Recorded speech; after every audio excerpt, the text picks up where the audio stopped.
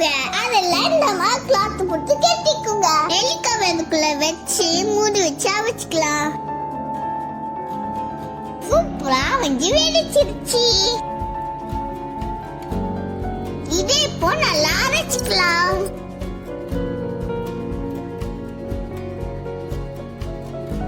ஒரு பாத்திரத்துல வெல்லம் போட்டு தண்ணி ஊத்தி கரகரன்னு கரைச்சிக்கலாம். அரைச்சி வச்ச நெல்லிக்காவை போட்டு நல்லா கிண்டி விட்டுக்குங்க.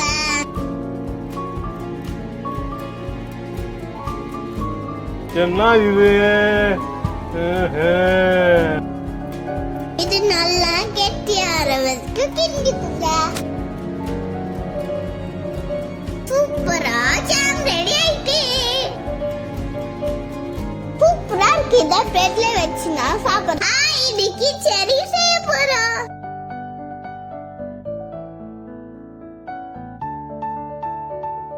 அதுக்கு கலக்காவ கழுவி இந்த மாதிரி வெட்டி வச்சுக்குங்க. ஃபர்ஸ்ட் கொஞ்சம் தண்ணி ஊத்திக்கலாம். சுகரை போட்டு சுகர் சிரப் பண்ணிக்கலாம். இப்போ கலக்காய போட்டுக்கலாம்.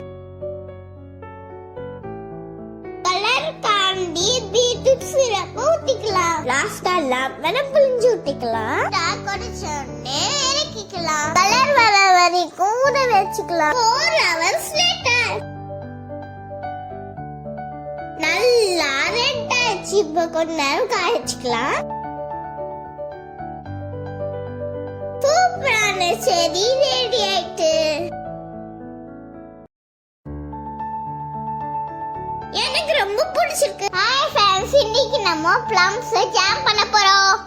plums பீஸ் பீஸா வெட்டிக்குங்க. ஒரு கடாயில plums போட்டு சுகர் போட்டு ஹீட் பண்ணிக்குங்க. நல்ல ஜாம் மாதிரி வர வரைக்கும் ஹீட் பண்ணுங்க. ரெடி ஆயிடுச்சு. இப்போ அதை ஆற வைக்கலாம். ஜாம் சூப்பர் ரெடி ஆயிடுச்சு. இப்போ பிரெட்ல தடவி சாப்பிடலாம்.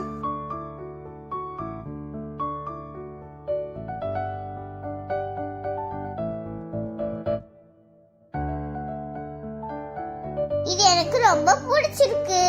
இன்னைக்கு நாங்க பிங்க் பாப்கார்ன் செய்ய போறோம். பீட்ரூட்டை தோல்ல உரிச்சு கட் பண்ணிக்கோங்க. அடுத்து துருவிக்கலாம். மிக்ஸில அரைச்சி ஜூஸ் எடுத்துக்கலாம். பட்டர் போட்டுக்கோங்க. சுகர் ஆட் பண்ணிக்கலாம். அடுத்து பீட்ரூட் ஜூஸ் ஊத்திக்குங்க. கலர்ஃபுல்லான சுகர் சிரப் ரெடி ஆயிட்டு. பேன்ல பாப்கார்ன் போட்டுக்கலாம். தட்டு வச்சு மூடிக்குங்க. பாப்கார்ன் ரெடி ஆயிட்டு. சுகர் சிரப்பை ஊத்திக்குங்க. நல்லா குளிக்குங்க. பார்பி பாப்கார்ன் சூப்பரா ரெடி ஆயிட்டு. பிங்க் கலர்ல சூப்பரா இருக்குது. சாப்பிட்டு பார்க்கலாமா?